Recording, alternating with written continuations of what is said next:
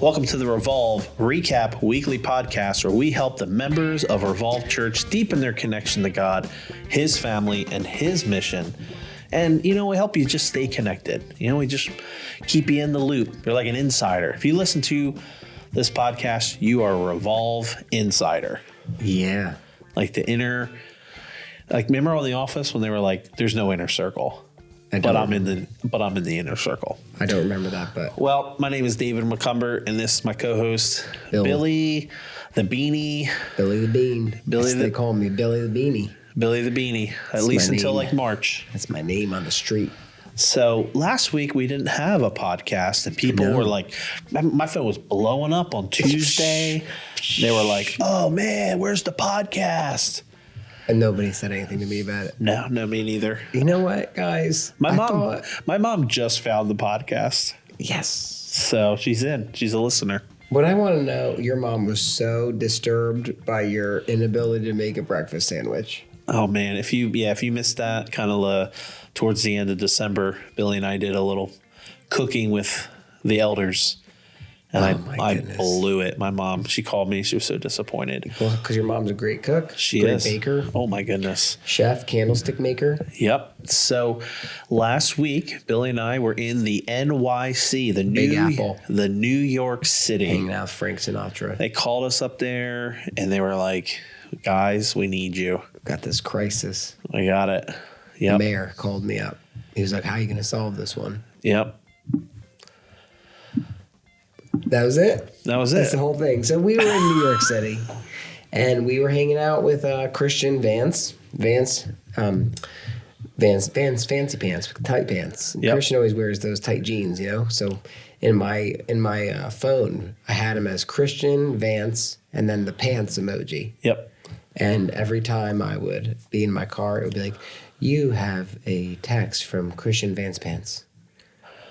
Well, he doesn't wear tight pants anymore. He actually wears Jenkos because that's what's the style now. He doesn't wear Jenkos. Do you remember Jenkos? Man. Yeah. It is what's in the style. Yeah. In the popular. So Bill and I were in New York City. We did a DMM, Disciple Making Movement training with some folks from Christian's team with International Project, and it went really well. So we thought about what we could do instead of doing like a funny, usually do a funny intro like, "Oh, what did you eat? Crazy."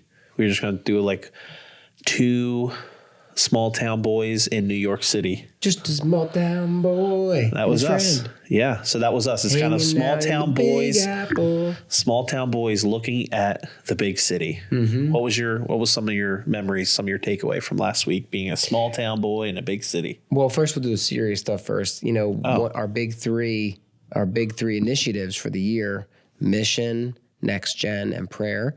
And so it was cool to have, we didn't have the podcast, but that's because we were busy pushing on to mission, in New York City. And New York City is a pretty unique animal because in Queens alone, there's like 120 different nations that are represented in Queens. So like you have some certain populations where New York City is the largest population of that people group, like whatever it might be. And outside of their home country. And so if you want a strategic way to reach people for Jesus who are hard to reach in their own country, like it's difficult to go and move to fill in the blank country, but you can reach them in New York City. And so coming alongside, I guess it was like 15 to 18 people we trained, including like us and Christian and that kind of stuff. And just training them in disciple-making principles, healthy multiplication, what does it mean to be a healthy disciple who multiplies, that kind of idea, was just good because it was not only fun, but it was also in line with our initiative for the year, which is we want to see engagement in the mission, both foreign and domestic. We want to see healthy multiplication happen in Cape May County as well as around the country and the world. And so I was glad that we had the opportunity to do that. And it was fun to go together. We haven't done a training like that in about a year, would be my guess. And so it was nice to be able to have that opportunity. I thought it went well. It's basically a lot of teaching, a lot of training, three days in a row, 8 hours a day of teaching and training.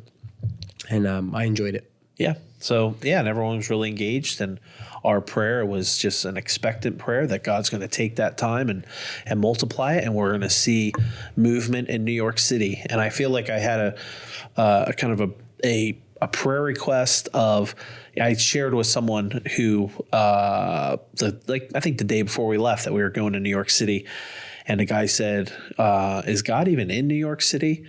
And man, that kind of hit me like a ton of bricks. And so it gave me this expectant prayer that, in a year or 5 years that, that people will look at New York City and not say, is God in New York City? They'll say, what happened to New York City?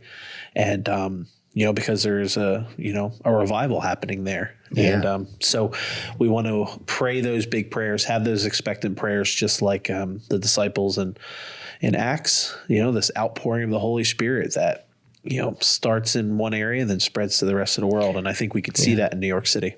You know what? We'll make sure we go back to that when we do our look up section, because I feel like our takeaways about prayer were one of my big things from the time in New York City. Yeah. Let's get to some fun memories. So I don't know how many of you guys know Ryan Pittman from Revolve. He's like 6'3", always wears a ball cap. Yep. He's been in dozens of fistfights in his pre-Jesus days. Yeah. And that's not gossiping. He would tell you that. He'd tell you that. Yeah. And so one of the things you might not know about Ryan is he has a culinary degree, and he's like a major foodie. Big time Foodie. If you are going somewhere in the United States or Germany, or Italy, Anywhere. Probably anywhere in the world. just say, Ryan, I'm going here. What should I eat? And he is your man. I'm not even joking. We're at this restaurant, this cheese restaurant, mac and cheese restaurant, getting lunch. And I texted a picture of like the logo to Ryan. And that's all I did. And within less than 5 seconds, he's like, oh, if you're on Bleecker Street, you want to go to John's. Yep. And I said to David, I said, when Ryan dies, and if Ryan dies before me and I'm at his funeral, and they're like, what do you remember about Ryan? I'm going to tell everybody. So, Ryan, you get to hear it here first because you're going to be dead, theoretically. And I said to David, I'm going to be like, what I remember most about Ryan is how you'd be like, Ryan, I'm going to Tulsa next week on a business trip. And Ryan will, without missing a beat, he'll be like, oh, when you're in Tulsa, you got to go to 38th. You got to go to 38th because at 38th Street, there's Pete's Pickles, best dill pickle you'll have. Best pickle in the world. Best dill pickles on 38th at Pete's Dill Pickle World. That's just how he is. He's like, where are you guys? Oh, here's a picture of where I am. Immediately, he's like, oh, you're on Bleecker Street? If you're on Bleecker Street, you got to go at John's. You can't get it by the slice. You only can get it by the pie. It comes in a tray. Well, and then to follow up with that, at Bill's funeral, I will say, you know how you go somewhere and they say the best pizza is in the world is literally right across the street? Bill will be like, we're too busy. We can't stop there. That's the kind of Bill. Billy is like, we don't have time to stop at John's at Bleecker because we got places to be. And then I just go, I wish I could have eaten at John's at Bleecker. Well, too bad I had to eat it. Billy made me eat at Subway every time. Just kidding. I wish I could go to John's. Oh, we're in Egypt. I wish we could see the pyramids. True story. Went to Egypt and see the pyramids. We did. That's so anyway, if you don't know where to eat, just text Ryan. Yep. Like, Ryan, where's the best cannoli? He's big. Oh, the best cannoli is over at Vincenzo's over on 32nd Street or whatever it might be. Yep. We'll put his number in the chat. So, all right, other memories. I think hanging out with the Vances was great. Elena started puking on us. Until they got sick. Yeah, that was a bummer. But the first night was nice. Got to hang out with Elena and the boys and Vancy Pants, and we were watching some hockey. And yeah, it was just great to catch up. The boys have a YouTube channel, hockey YouTube channel. That's true. Yeah, it's pretty cool. Yeah, we should all subscribe to it. Yeah, that was really cool. And my boys have been watching it as well. Nice. And it's cool. They do like hockey trick shots, and then they do like recap. And those kids they have a really great personality. It's funny you see like as kids get older. Yeah, how they just like they do. Yeah, they have really good camera presence, like me. When I'm on the podcast. So what do I do with my hands? So comfortable. What do I do with my hands? Do I just keep them here? All right, Billy, people are done hearing about New York City. No, they're not done about it. They're done. They don't want to hear about it anymore. Okay, fine. That bagel was pretty good. I think one of the things, the thing for me, talking about small town boy going to a big city is, and I lived in Long Beach and Los Angeles for a couple of years, but New York City, man, it's a totally different animal. and then it was snowing. So like to see New York City in the snow, and David started to cry. It was so beautiful. I mean, it's like It's a Wonderful Life. It's like the one street we were on still had Christmas decorations up, and it was snowing. Oh, so I took a picture. It's in my phone. But I thought was cool. It's just how the city deals with the snow and that kind of stuff. The flamethrowers kind of threw me for a loop. There's no flamethrowers. Where did you see a flamethrower? I guess I saw it. You did. People come here for truth and accurate reporting. That is why they come. No spin. They call this the no spin. Yeah, and you're over here talking about flamethrowers. But I thought it was funny that some businesses will like shovel and salt in front of their business and some won't. So you're like walking down the sideway and then you're like, oh, whoa. Yeah. Okay, then you have like another 30 feet and then you're like, whoa, uh-oh. Yep, it's the truth. I thought that was kind of fun. Yeah. And then people wear their snow boots on the train and carry their dress shoes. I thought that was cool. I didn't see that. These are just things you were probably looking at your phone. I was looking at flamethrowers. We're gonna address how much Billy looks at his phone later in the podcast. Not even the case. All right. I'm ready. Listen, you can tell Billy and I haven't been on the podcast for 2 weeks. We got all this pent up stories that we have to tell. I'm ready to go. All right. But you know what we do after we do the introduction? You know what we do? We take a 10-second pause and let music fade in. And then we look back. Oh, look back. And so we're going to look back. We are going to look back. Look back to yesterday. Well, yesterday for us is Sunday. If you're listening to this later in the week, you're looking back to the previous Sunday, looking at the sermon. We started 1 Samuel, guys. Yeah, I'm looking forward to that. Yep. I love 1 Samuel. It's because David's in it, and your name is David. It's true. But we started off 1 Samuel. Last week was the intro. This week was the first sermon looking at really chapter 1 and the first half of chapter 2, looking at Hannah and Hannah's prayer. So Davy Wavy. What were your big thoughts? Big thoughts from the sermon. Big thoughts. And this is an ongoing, if I'm going to be, no spin zone here. No spin, Davy. Completely transparent. That's it. This is an ongoing wrestle thing I'm chewing on in my faith walk, is this idea of constant kind of almost nagging prayer and then God's sovereignty. Persistence in prayer and the providence of God. 2 P's. Yeah. Persistence and providence. Yeah. And that is just, I feel like I go in these waves where I'm like, I'm going to be persistent in prayer and this is what I'm going to pray about. And I understand that God's sovereign and I'm going to just really lean into this time of prayer. And then that'll last for like a day. And then I'm like, well, God's sovereign. So do whatever you want. Do whatever you want, God. And then it is a balance. It is a balance, like that idea of. And I have an extreme personality. So it's kind of like having that balance is hard because I'm like, whatever, God, just do whatever you want. And then the next day I'm like, I'm so fervent in prayer. I'm going to come before the Lord. So I think yesterday was just an encouragement to find that balance. It is a funny thing, and we talked about this a couple weeks ago with the prayer stuff, but just that idea of it's like you pray with complete submission, realizing that God has the ultimate decision, but then you also pray with perseverance, bringing those things to the Lord because it is what we're commanded to do. And it's trippy to try to balance that and try to figure that out.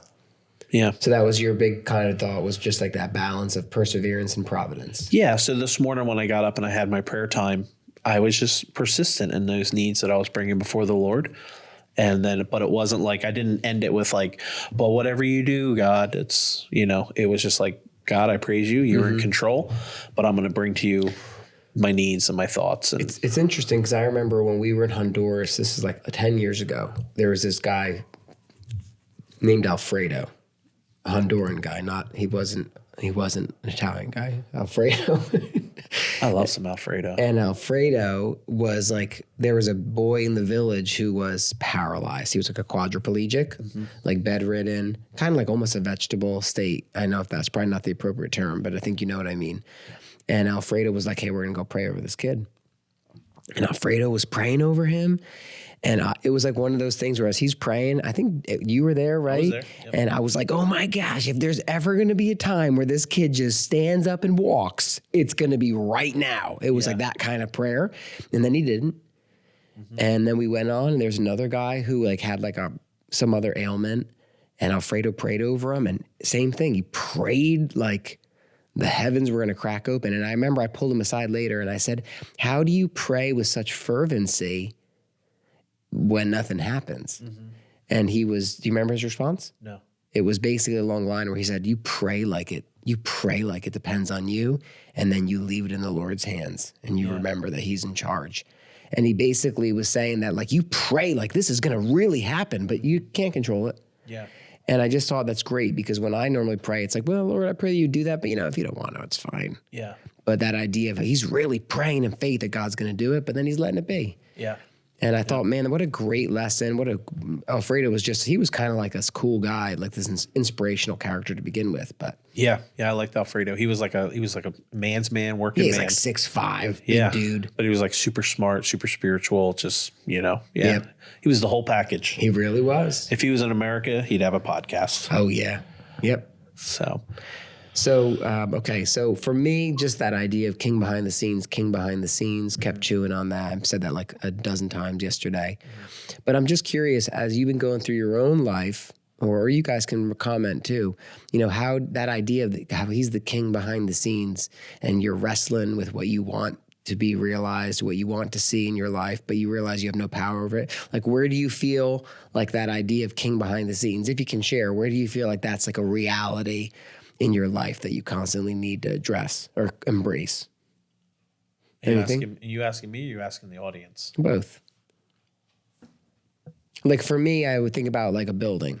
Like we always are like, Lord, if you want us to have a building, and it just feels like if he's the king, he's the king. Like he's not like the butler behind the scenes. He's the king behind the scenes. When he wants to provide us, it's going to be in a kingly way, in a kingly time, in a way that brings him glory. Yeah. And it's like, and until that point in time, I can bring it up, and then I have to leave it in his hands and not panic about it, not worry about it, because he's the king behind the scenes and he knows what he's doing. Like maybe there's going to be massive persecution breaking out in the United States in the next 2 years, and God's like, I'm not going to give you a building because then you're going to have a $3 million mortgage that you can't pay.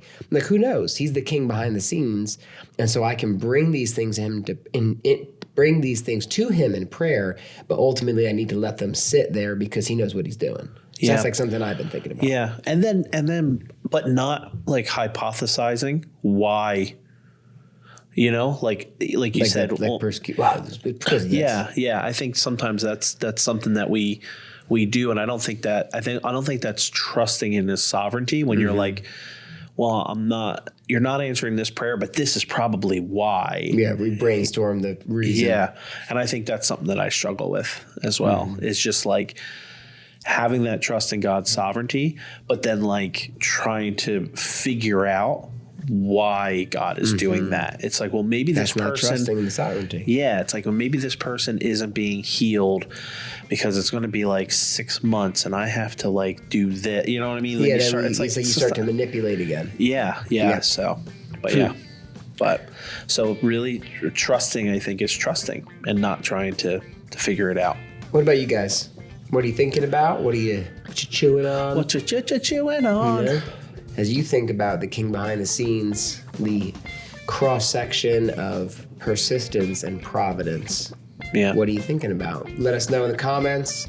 Yep. If you don't want to share in the comments, shoot us a text. Let us know what you're thinking. We'd love to hear. We'd love to be encouraged by how the Lord is growing you. Well, we're going to take a quick break. Let your brain rest in this smooth jazz, and then we're going to come back and we're going to talk about vision casting, looking up, and spell casting. No, we're not. It's for sinners. All right. Well, we hope you enjoyed that little break, because that's what we all need. We're going to talk about smooth jazz with Scotty a little later. Yeah, this song is written by Scotty. Hear how smooth it is. All right. Billy, what are we doing? We're looking up. We look at God and we say, God. Well, listen, I think we're looking up or want to hear from God right now. And I think one of the things I've been thinking about over the last few weeks is how you guys like it when we get you a little pumped up. Pumped up. We get getting pumped up. We need that vision casting, okay? And, because when the people don't have a vision, they don't know where they're running. They don't know what they're aiming for. It's like, are we climbing Mount Everest? Like, what are we doing? Tell me what you're doing. And so all this month, we've been challenging you guys to pray, build his kingdom by his power for his glory. Yep. And Victor's been leading on Monday nights. Last week, he talked about build his kingdom. Tonight, you guys are going to hear this after the fact, praying about by his power, praying that the power of God is going to come upon us. Why? So that we can build his kingdom for his glory. Yep. And so just, again, think about those big three initiatives: prayer, missions, next gen. I wanted to push on this idea of next gen because you know what? My mom and dad said something to me. They were like, Bill, you know what? Like, the next gen doesn't want to talk to us. You know, and they were like, we don't mind the next gen, like the 12-year-old wants to hang out with us, that kind of idea. I love talking to your parents. I talked to them for like 10 minutes yesterday. You're not 12. And that's my point. So I said to my mom and my dad, I said, you have to remember, the next generation for you is different than the next generation for Caden. Yeah. Like Caden is going to have more influence as an 18-year-old naturally with a 12-year-old, in student ministry. And, but when you're talking about a 40-year-old, I'm 42 years old, I'm looking to someone who's gone through more experience than I have, who's raised kids. I'm not asking a 23-year-old how to raise children. I want to ask somebody how to raise kids who's already raised kids. Exactly. And so there's always a next gen. That's my point. This is duckling discipleship. The ducks are always walking in a little row. And so that idea of there's always another generation to be investing in. Don't just think of next generation as little niños. You know what I mean? But there's always another generation. Which when did you have this conversation with your parents? Oh, like a month ago. Oh, okay. Because that's what we talked about yesterday. I sat with your mom and dad before service, and they were giving me parenting advice. And I was like, there they are. That's next gen. I'm the generation below them, and they're giving me advice for the generation below them. That's cool. Yeah. So this, I think it was maybe after New Year's service, the New Year's Church in a Box. Yeah. That's good. That's encouraging. So anyways, this is Gene and I have been talking about this stuff. Elders have been talking about this stuff. This idea of your Timothy. We didn't come up with a cool name for it. We were talking about the Timothy Initiative, Timothy Protocol. See, Timothy Initiative is already an organization. Timothy Protocol, something Timothy. Maybe if you got a good idea, let us know. Yeah. But this idea of, and this isn't a new concept, but when you look at Timothy and Paul and Barnabas, Paul was pouring into Timothy. Paul's partner was Barnabas. So they were like, Barnabas was his peer, and he's pouring into Timothy as his disciple. And then Timothy has Paul as the guy who's discipling him. And so that idea of every person needs to have a Timothy, a Paul, and a Barnabas. And it doesn't need to be a forever thing. Maybe it's like a 6-month thing. Maybe it's a 3-month thing. Maybe you're saying, I'm investing in this guy for 8 weeks. Okay, so everyone needs to have a Paul, a Timothy, and a Barnabas. So a Timothy is the person you're pouring into. Paul is the guy who's pouring into you. And Barnabas is the partner. Yeah, so gotcha. As iron sharpens iron, so one man sharpens another. I knew that, but I just wanted, because that's kind of a new thing that we haven't really talked about it much. Well, like, so for example, the elders, we have the Barnabas of the elders that we can learn from each other. We also have Steve on the elder board who has more experience, so he's like a Paul to the elders. Mm-hmm. I have guys like Kevin, who is a Paul to me, who encourages me. And then I have dudes who I'm pouring into. Those are the Timothys who I'm pouring into, guys who I meet with, guys who I'm trying to encourage. I'm trying to intentionally raise them up. And we need to get in this habit, this continual multiplicative, healthy multiplication. That is the goal, guys, healthy multiplication, where I should be able to say, hey, David, who are your Timothys? Yeah. And David should be able to say, Larry, Mo, and Curly. And he knows immediately who he's pouring into. And then when David meets with Larry, Curly, and Mo, and Frank, he says, who are your Timothys? Yeah. You know what I mean? And so that idea of, I know who my Barnabas is. I know I can call up David and I can say, hey, I'm struggling with this. And David's going to encourage me, right? Or call me out. Yeah. I know there's people I can call and ask for advice as those Pauls, but then I'm pouring into somebody. Mm-hmm. Does that make sense? It makes sense to me, Billy. I feel like if I could wave a magic wand, this is pencils. Whoa. Oh, my goodness. It's stuck in the wall, guys. Oh, my goodness. Like legit stuck in the wall like a knife. Man, I'm so strong. If we were in an Adam Sandler movie, that would have stuck in Jen's leg. And she would have been like, ah! If we could just wave a magic wand, I would want it to be the type of situation where any of you guys who have been through the hub, you've been through doctrine, you know who I'm talking to. Whoa. You've been through the hub, you've been through doctrine. I should be able to on Sunday morning pull you aside and say, who are your Timothys? And you should be able to be like 1, 2, 3. Boom. And I should be able to say, what are you doing with them? And you have a plan. And if you've gone through the hub and you've gone through doctrine and you're familiar with our website, you got the rack cards, boom, boom, boom, boom, boom, and you don't know a plan, I'm sorry, I apologize. I feel like we failed you a little bit. Yeah. But call us up. Reach out to us and say, what is my plan so I can know? Man, we want to see you guys thrive. We want to see you guys investing in another generation. I want everybody at Revolve to know who their Timothys are, who their Barnabas is, and who their Paul is. I want that to be really clear. That's, man, you don't have to pay extra for that sermon. No way. I mean, you can. You could, yeah. I threw on my Venmo. Send us Venmo. But man, you were just preaching right there. Preaching the word. Someone backing up their truck.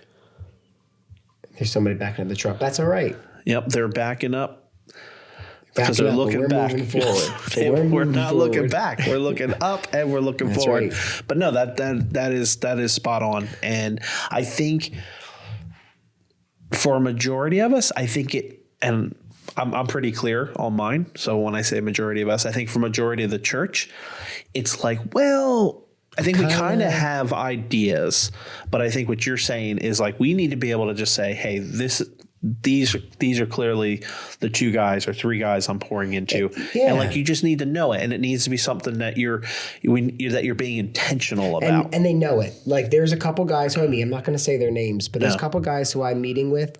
And if you said to them, who's investing in you? Yeah, they would go, know. Bill. Exactly. Right? Yeah. They're not going to go, I don't really know. Like it's not your Timothy if they don't even know that you guys have a discipleship relationship, where you intentionally go, hey man, I'd like to meet with you for the next 8 weeks, 12 weeks, go over some core essentials. It doesn't need to be forever. I think there's actually wisdom in making it a shorter period of time. Even the guys who I disciple overseas, I was talking to Michael yesterday. Michael always watches our podcast. I was saying to Michael, he was like, hey, you should do this training with me. And I said, Michael, you can do this training. And then I'll gladly help you get it started, but Michael should be able to do it without me, right? Because the point is that we don't grow old together, we grow up together. We want to grow up in Christ together. Not that it's the same people always hanging out for the end until the end of time. There's going to be time for that in glory. But right now, it's about raising up the next generation of disciple makers, because that's the way we're actually going to reach this world for Jesus. And I'm ready to start kicking some doors down. You know what I'm saying? Whew. Man, if you're listening to that in your car, you might want to pull over because you just got an earful. That's right. This is Pastor Reverend William J. Lackey just brought it. But no, that's we have these focuses, and that's the reason that they're focuses, because they're important. Yep. And we need to buckle down. We need to buckle down. They don't call this the Joe Rogan of discipleship podcast. No, this is a no nonsense Revolve recap. That's it. So if you don't know, if you're tuning in right now and you don't know who your Timothy, who your Paul, who your Barnabas is, I want you to think about it. Pray about it. And I want you to get back to us. I want you to text us. I want to see a text. I don't get a text, if I see there's 70 views of this and not 70 texts. Oh my goodness, I'm going to lose my mind. You don't want that to happen. I've seen it. It's messy. Hey, you know what? Doctrine starts this week. It does. It does. And we're doing it a little different. What is different? You're like, oh, I've already taken doctrine 3 years ago. What is different about this doctrine class? Well, so in the past, we would read a book and talk about it. And I think that what we would see is that you'd commit to a book, and it's just a big commitment. And so what would happen is people would start bleeding through. Like this guy would just stop showing up. He's working different hours, whatever it might be. And so we decided we were going to try it as a one-off, so that whether you can only come to one or all 12, doesn't matter. So we're going to hit one key topic based upon our doctrinal statement a month. So this Wednesday this Wednesday is going to be the doctrine of Scripture, right? And we're going to unpack that doctrinal statement, look at what the Word says about the Word, try to kind of develop this biblical understanding of the Word of God.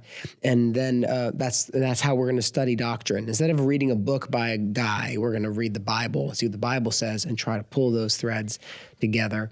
And I think it's going to be really nice. And so if you're listening to this on Tuesday, or Wednesday morning, come out. And if if it's too late, then you can come next month because we're doing one a month. Yeah. But that's Wednesday at 6 p.m. And what is cool about these doctrine classes and the classes like this that the elders lead is it comes out of an overflow of passion. And this is something that Breton is really passionate about. So it's going to be a great class because he's really excited about it. He's putting a month's worth of prep time into putting together and so he's really excited. He's going to wear a Bible man costume. That's worth the price of admission. That's on its why own. He's been trying to lose weight. Oh, that's why, because it's a small outfit. Costume, It's a small costume because it's built for children.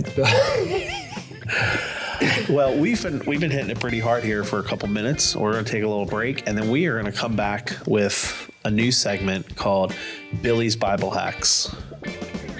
You stay tuned.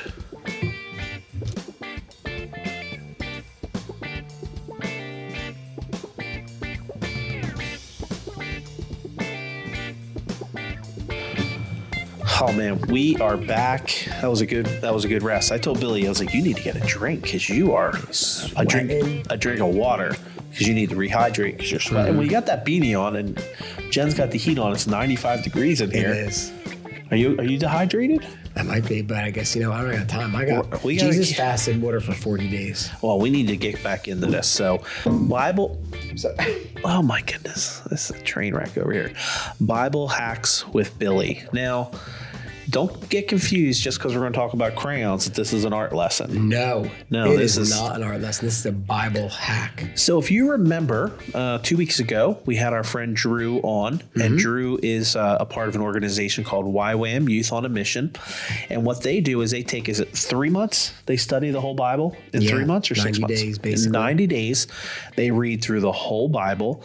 And he was explaining this to us, and Billy and I were really excited about it. And both of us have been implementing this into our Bible study. So if you are currently doing, as a lot of people do in the new year, doing a year-long Bible study, I think this would be really helpful because it's been helpful to me and Bill as well. So, Bill, what are the three things that you're doing in this new Bible study crayon technique? So first of all, Bible hack number 1, highlight your Bible with crayons because they don't bleed through. All right. That's true. Dolly Newby taught me that, and I tell everybody I ever meet who's reading the Bible, highlight your Bible with crayons. Okay.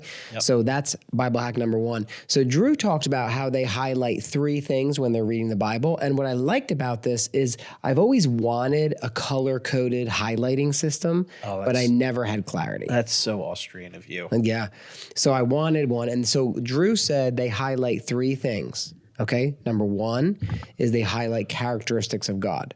In other words, what does this passage teach about God? So you read in Exodus 34, it says, the Lord, merciful and gracious. You highlight that. Yep. I do that in yellow. Characteristics of God, yellow. Yep. The Lord laid out the mountains and what did I read in Job this morning? He laid out the mountains and he crushed the sea under his feet or something. I was like, man, that's just a character. Yeah. He stepped on it. I never read that before, but I highlighted that as a characteristic of God. He is the creator. That's good. And then you can write it off to the side, creator, whatever it might be. Yep. The second thing I highlight is signposts that point to Jesus as the Messiah. Okay. The technical term would be the redemptive meta-narrative, but the idea of the signposts that point to Jesus. So, David killing Goliath, that's pointing to Jesus because Jesus fights as our champion on our behalf. I highlight that in red.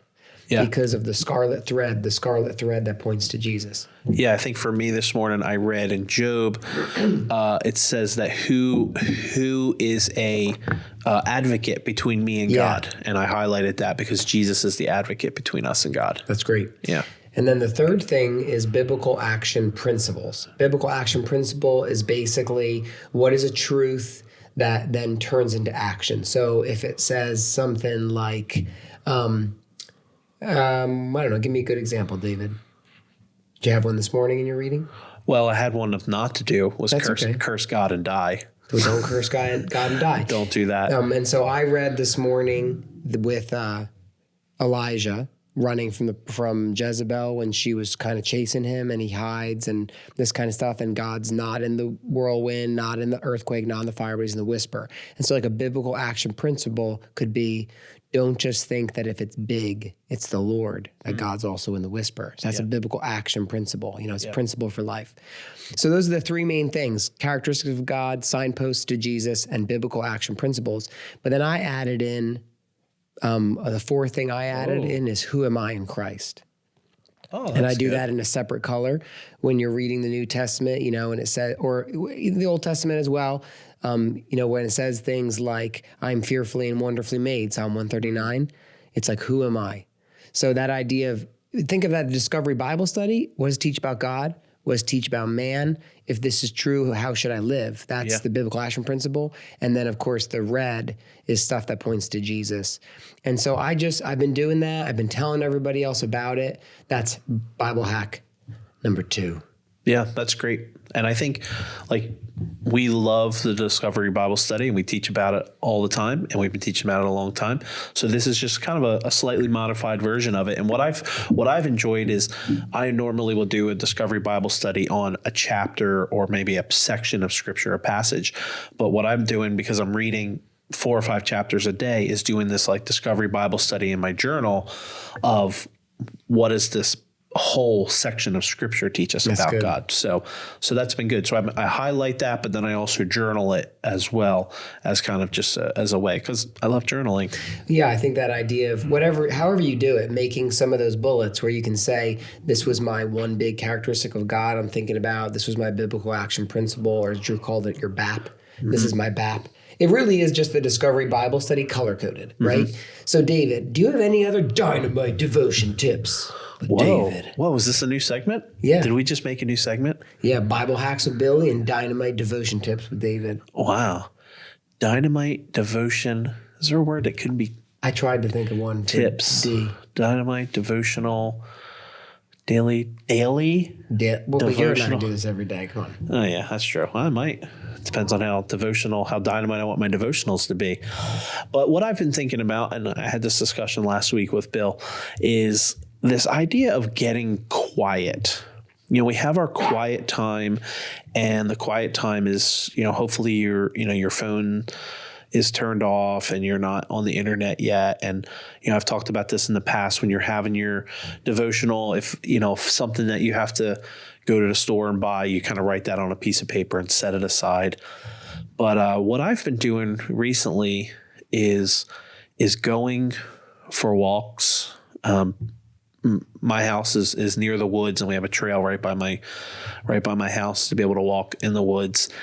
Leaving my phone at home, leaving my journal at home, just taking a paper Bible and a machete. I have my pocket knife always.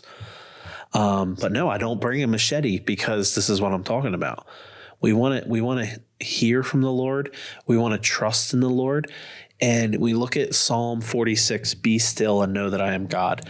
And the whole idea of this exercise, and again, this isn't it's just a dynamite devotion tip. Yeah, this isn't like some sort of like cultist practice where I'm going in the woods to meditate and hear from nature or anything like that.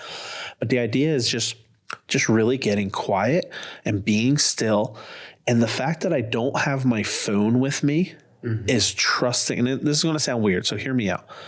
The fact that I don't have my phone is an act of trusting in the Lord.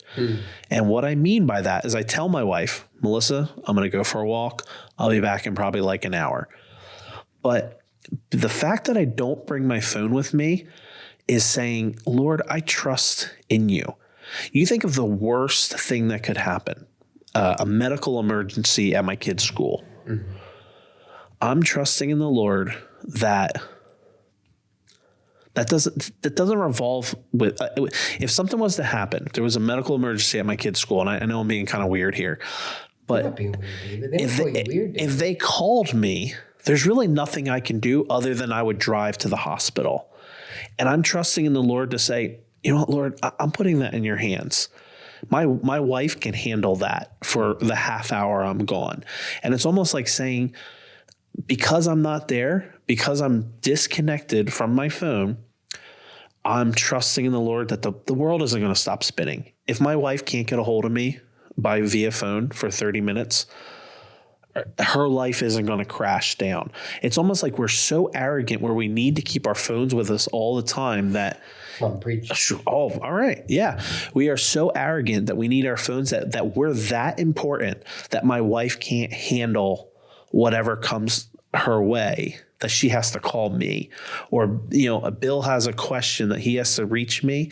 I'm that important that he can't wait for an hour to talk to me. And I don't know if I'm making sense here, but it's a weird cultural thing that because we have easy accessibility, people get like miffed. Yeah. If you don't respond immediately. Yeah. And they're like, David's ghosting me right now. Yeah. And Instead of just being like, you know what? Maybe he's just busy. Yeah. So it's like almost like teaching the people around you that, why don't you trust in God and don't trust in me? Yeah. I can't solve your problems. Yeah. Even as an elder, it's like we want people to go to the Word of God in prayer before they come to us. But it's like we feel like we have to be so accessible. We don't give people the opportunity to trust in the Lord because they're putting their trust in us. I wish I could fast technology for like a month and see how different my life would be. Yeah. Like I really wonder that sometimes. I've been really strict like the last maybe week or so about not even unplugging my phone until I'm done with my devotions. And I normally journal on my laptop. I've been intentionally not doing any of that, like technology-free zone. And I'm amazed at how many times I'll be reading the Bible and all of a sudden I think like, oh, I got to make sure I order that on Amazon. And I go to reach for my phone and I'm like, oh, my phone's plugged in. Yeah. And it's amazing how many distractions. And it really makes me wonder how much clearer would my brain be? How much improved would my memory be? How much more focused would I be on what I'm doing, spending time with my kids, my family, whatever it might be, if I had never purchased a cell phone or a laptop? Like you think about the fact that my first cell phone when I was a junior in college, and it was a Nokia brick phone, and like I had a desktop computer. I had to like walk downstairs to go and use the computer. You know what I mean? And now, ever since you got a laptop, it's like you're watching TV while texting on your phone and it's like I'm using 3 types of technology at once. Yeah. You know what I mean? It's like how different would our lives be if we literally said, you know what? I'm doing a month, no technology. I'll check my phone once in the morning, once at night to see if there's an emergency. Yeah. Like totally different world, quiet. I love that. But you're like, but the idea is like, I can't turn my phone off because what if someone needs to get a hold of me? Yeah. It's like, you're not God. Like, no, we don't want to ignore our responsibilities as being parents and husbands and wives and all that. But at the same time, it's like, to have that attitude is very godlike. Like my people need to get a hold of me. Yeah. So it's been really refreshing. And we live in an area, if you are watching or listening to this podcast, it's not like we live in like the Adirondacks or West Virginia where you're going to get lost in the woods. Like it's like go to the Cape May Point and go walk in the woods, walk through a little 1 mile or 2 mile trail, leave your phone in the car. And if you feel like, hey, let your husband or wife know, hey, I'm going for a walk for a half hour, whatever. But it's been really freeing for me to be able to just go on these walks and I have the Word of God and I read it, and sometimes I just read it and then I just sit and I think about that passage. I'm not journaling. That's the other thing. Like I love to journal, but I'm not even bringing my journal. I'm just the Word of God and some peace and quiet. And it's really been, and there hasn't been like these, like I'm getting these epiphanies and this word from the Lord of something, just stillness, being still. And knowing that He is God. And we are blessed to have, you'd be hard pressed to do that in New York City. Christians not finding stillness and just, sitting on the subway. But where we live, let's take advantage of the various trails and nature walks that we have and walking on the beach. Like God has blessed us, and leave your phone behind. And I think you'll be pleased at what the stillness and knowing that He is God, how that feeds your soul.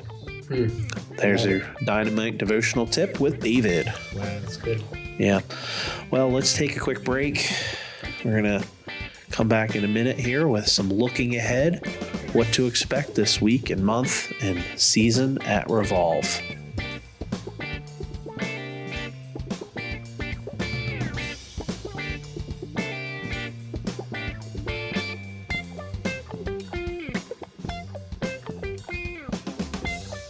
Well, welcome back. This is always the saddest segment for me because it's the last one.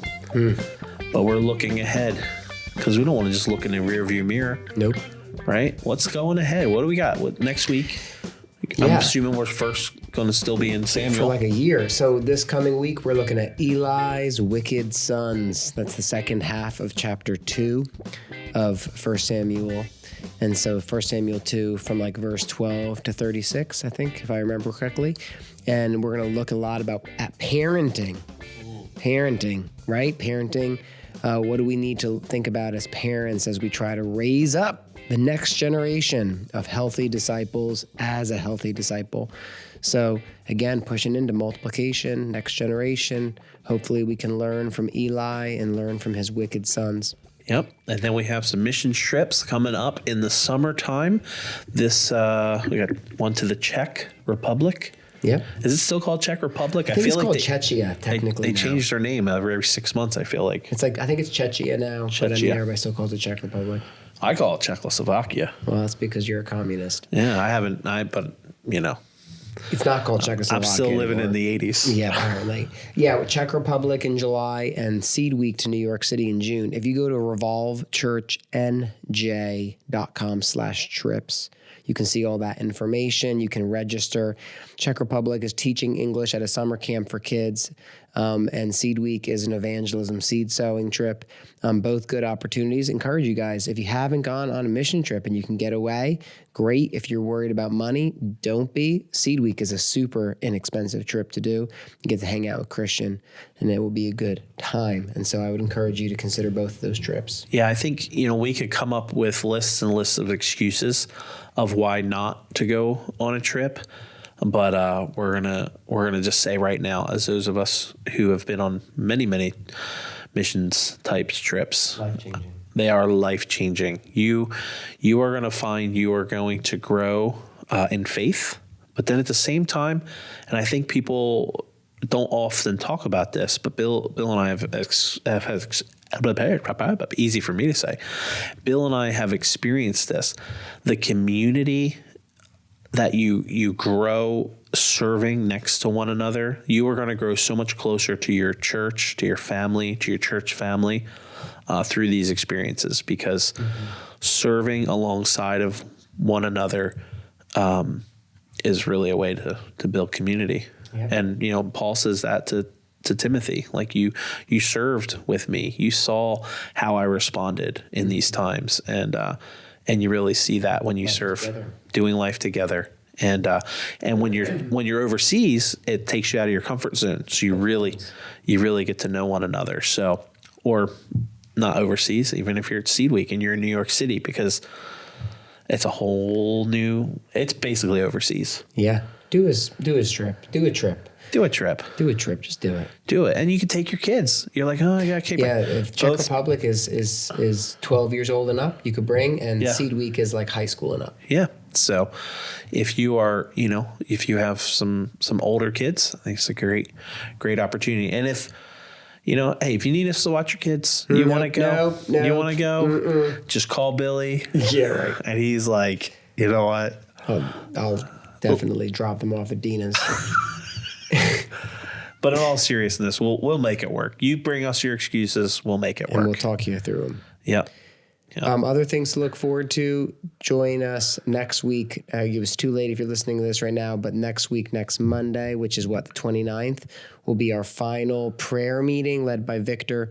Build your kingdom through us, pour out your power on us, show your glory to us. And so consider fasting and praying.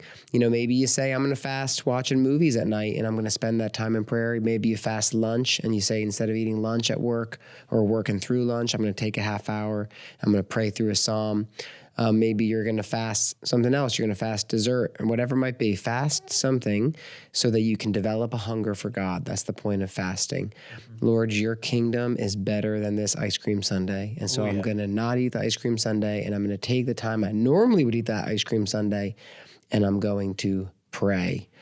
Build your kingdom, pour out your power, show us your glory. All right, so what do we want you to do right now is I want you to get out a pad of paper. Get it out. Piece of paper. And just paper. Don't try to write this on your phone because we're anti-phones around here. Anti-phones. Here we go. We want you to write this down. If you're driving in your car, memorize it. Nope. Get out a piece of paper, put it on your your steering wheel. Don't do that. You want to pull over. It's liability. That is liability. Who is my Paul? Who's your Paul? Who is pouring into me? Who do I know is being deliberately poured into me?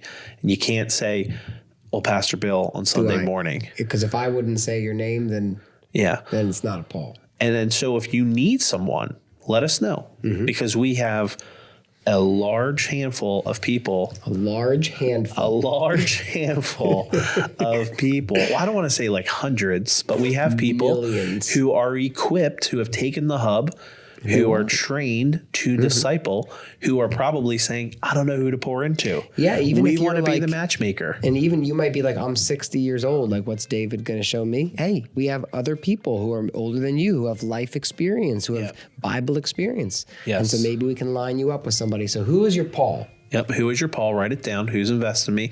Do they know they're investing in me? You can't say Matt Chandler. I'm listening to a Matt Chandler podcast because he don't know you. He doesn't know who you are. He doesn't know who you are. He doesn't know as far as he can throw you. Nope. Who is my Barnabas? Who are you doing ministry together? Who are you discipling together? Who's your wolf pack? Who is your wolf pack? All right. Who's your Barnabas? And then lastly, and I would say this is the focus, really. This is who is your Timothy? Who are you pouring into? What I was going to say was this is probably the hardest one. I think for people, because we don't have that confidence that we can be pouring into people. And I'm saying if you are healthy, if you're reading the Word of God and you've been equipped to do that, you can do that, because all you got to do is teach someone else how to be healthy and read the Word of God. So who are you investing in? Write it down. Paul, Barnabas, Timothy. If there are any blanks, let us know. We'll help you fill it in. And if you don't know where to start, go to revolvechurchnj.com/resources for some basic tips, basic pathways, basic Bible flow to go through with your Timothy. Yeah. And at least that can get you started. And we're really excited about this. So if you excited. If you have any questions, please reach out to us. Do not feel like this should be overwhelming, because it's not. Nope. It's actually really quite enjoyable. Yeah. Bring your Timothy on a mission trip. Or go on a mission trip with your Barnabas. Man, there's so many. Or your Paul. Wow. So many things you could do. All right, guys. And if you need any advice on where to eat the next time you're in Lubbock, Texas, ask Ryan. He'll tell you. Oh, when you're in Lubbock, Texas, you definitely got to go get barbecue at Jeffrey's. Jeffrey's Barbecue over on 59th